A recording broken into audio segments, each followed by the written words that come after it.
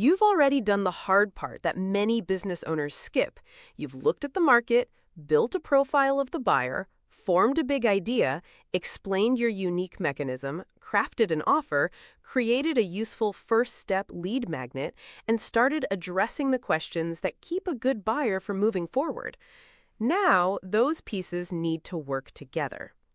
A sales presentation is where a buyer can finally see the whole path. It helps them understand the problem more clearly, see why the old approach may not have solved it, evaluate the approach you're offering, and decide whether the next step makes sense for them.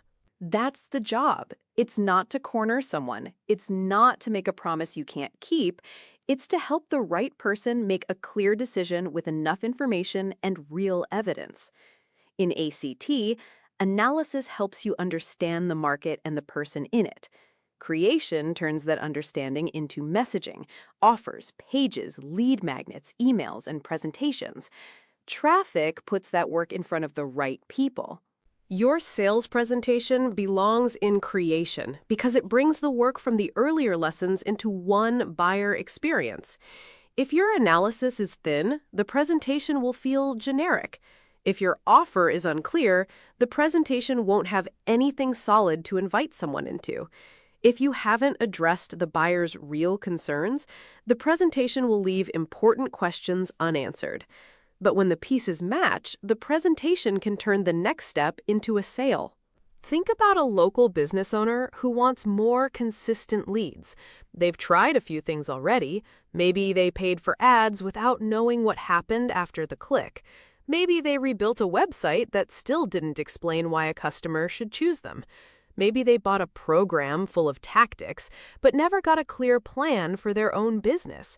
They don't need another loud promise. They need a credible explanation of what's getting in the way, what needs to change, how your approach is designed to help, what the work involves, and whether it fits their situation. That's what a good presentation does. It takes the buyer from uncertainty to a clearer decision. You'll usually use one of two formats, a webinar or a video sales letter, often called a VSL. A webinar gives you the opportunity to teach, build trust, and, when it's live, answer questions in real time. A VSL is usually shorter and available when the buyer is ready to watch. The format is different, but the underlying job is the same. You're helping a real person understand a real decision. Don't begin by asking which format is more powerful. Begin by asking what your buyer needs. Does this decision require more explanation? Do people need to see examples, ask more questions, or understand more about the process? A webinar may give you the opportunity for that. Does your buyer already understand the problem and need a focused explanation of the offer and next step? A shorter VSL may be a better fit. You can learn one framework and adapt it to both. Here's the sequence I want you to use: the hook, the promise, credibility, the story, the content, the transition, the offer, social proof, objection elimination, and the call to action. John gives you the proven order. So it's grab attention, create demand and desire, eliminate objections, and make an offer. That is the source code for ACT. That's the converting sequence for any marketing campaign presentation. That four-part structure is the foundation of successful marketing. It keeps you focused on the buyer's actual needs, not just the parts of a script. I love this part of John's teaching because it doesn't treat a presentation as a trick to close people. It gives you a practical order for helping a buyer make a sound decision, a decision that will actually get them what they want. The order matters because each part gives the buyer a reason to stay with you for the next part. Start with the hook. Your buyer is busy. They're not waiting around hoping a presentation will take up their afternoon. In the first moments, they need to recognize that this is about a problem they care about or an outcome they want. A good hook doesn't need to be dramatic. It needs to be relevant. Imagine you help home service businesses get more qualified calls. You could start with, if your phone isn't ringing enough, more traffic may not be the first thing you need. You may need a clearer reason for the right homeowner to choose you when they land on your site. That's a hook because it names the buyer's outcome, challenges an assumption they may be making, and gives them a reason to hear what comes next. A curiosity hook can work too. You might say, the reason a homeowner asks for 3 estimates isn't always the price. Sometimes they want to know what makes one company a better choice than another. Or you can begin with a story. A contractor came to us after paying for leads that looked promising but never turned into jobs. The problem wasn't that people had no interest. The problem was that the message gave them no reason to believe this contractor was the right fit. Joe Sugarman used the phrase, slippery slide, for writing that makes someone want to keep moving to the next line. That's a useful way to think about your presentation. Every section should lead to the next section. Don't bait the buyer with a headline that your presentation can't honestly support. Give them a reason to stay, because the next piece helps them understand how to get what they really want. After the hook, make your big promise. A big promise isn't a guarantee. It's a clear description of the desired outcome the presentation will help the buyer understand or evaluate. For the contractor example, you might say, by the end of this presentation, you'll be able to see why some home service marketing creates inquiries without leading to sales, and how creating a clear buyer-first message that converts is critical before you spend more on traffic. That's more useful than saying, we're going to grow your business. It tells the buyer where you're taking them without pretending you can promise an outcome you haven't earned the right to promise. Next comes credibility. Credibility isn't a long biography. Your buyer doesn't need every award, every job title, or every year you've been in business before they decide to do business with you. The truth is, they just don't care about any of that. They need to know how what you're offering is going to get them exactly what they want. That's really all that matters to them, and that's a tough pill to swallow. If you have direct experience, say what it is.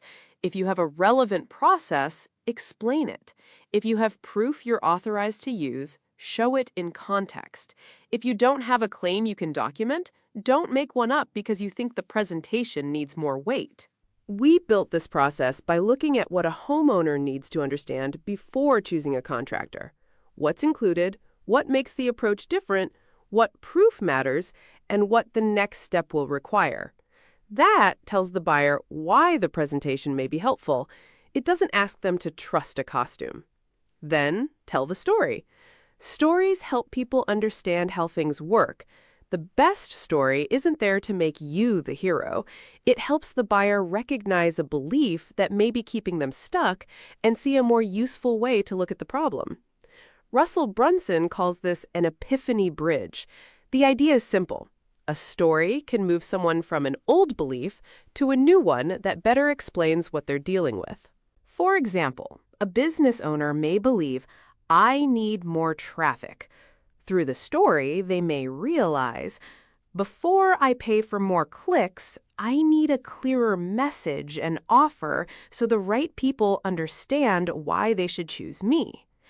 That realization is useful because it connects the buyer's desired outcome to the real hurdle.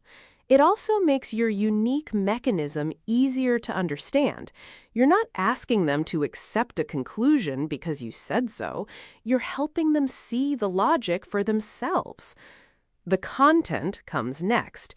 Teach something real. Give the buyer a useful insight, a distinction, or a first step they can take. Your content should show that you understand the problem and that you can explain it clearly. In one of the weekly ACT mentoring calls, John made an important distinction. So you don't want to go deep in the presentation into how to do this stuff. You want to go into what they need to do or what they need to know and why they need to know it. But most of all, what it's going to do for them. That's what keeps the presentation useful without trying to give away every step of implementation. You're helping the buyer understand the problem, the path, and why the next step matters. Don't teach so broadly that the buyer leaves with a pile of disconnected ideas. Teach the piece that helps them see why your approach works. For the contractor, you might explain that a homeowner doesn't choose only on price. They're also trying to reduce risk. They want to know who will show up, whether the work is right for their home, what's included, what could go wrong, and why this company is a safer choice. Now the buyer can see why a generic service page, a vague promise, or a list of features doesn't do enough. They need a message that answers the questions that actually matters to them. That's the mechanism at work. The right message doesn't magically create trust.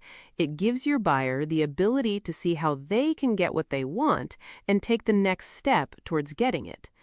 When you've taught something useful, the transition should feel natural. Don't suddenly change your voice and act as though the real purpose of the presentation was hidden until now. Instead, connect the insight you just taught to the help you're offering. You might say, now you can see why adding more traffic to an unclear message isn't likely to solve the whole problem. If you want help applying this buyer-first process to your own business, let me show you what that could look like. That's a transition. It respects the buyer's intelligence and connects the teaching to the offer.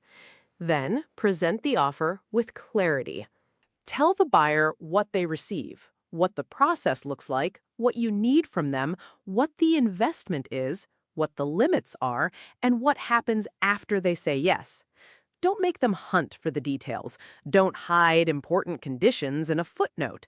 Don't inflate a value stack with numbers that have no honest basis. A good offer helps a buyer answer, what am I actually getting? What will I need to do? And is this appropriate for my situation? If your offer includes an assessment, say what the assessment covers. If it includes implementation support, explain what that support means. If it includes a time commitment, name it. If it has limits, explain them. Clear information doesn't weaken a good offer. It helps the right buyer make a decision they can stand behind. After the offer, use social proof carefully.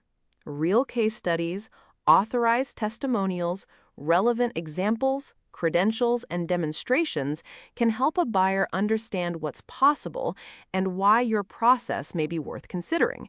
But proof has to be real, relevant, and specific. Don't put a testimonial on the screen and let the buyer assume it guarantees their outcome. Give enough context for them to understand who it helped, what problem they were facing, what was actually done, and what the outcome was. If you don't have a case study for a particular claim, don't dress up an opinion as proof. Show the process, show the work, explain the limits honestly. Then bring in the objection work from the last lesson. An objection isn't automatically a rejection.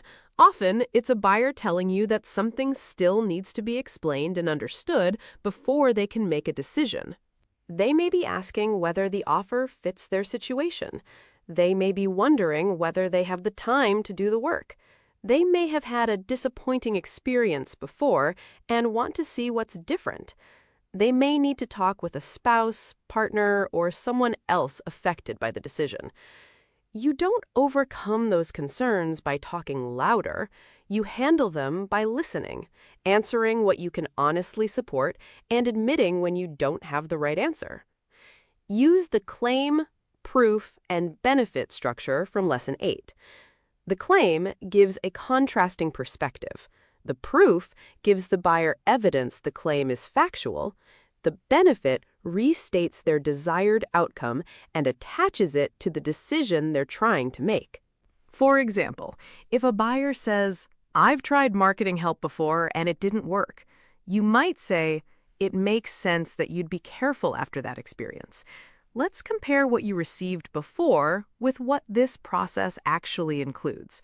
Then show the process, scope, support, and evidence. The benefit isn't a promise that this time will be different for everyone. The benefit is a clear picture of what it does. John describes the clear difference between features and benefits. He says features are what it is and benefits are what it does. Your buyer only cares about what it does to get them what they want. Your call to action comes after you've made your case. A call to action should be clear and respectful. Tell the buyer what to do next, what will happen when they do it, and what they should expect. If the next step is a consultation, say what the consultation is for. If it's an application, say who it's designed for and what information they'll need.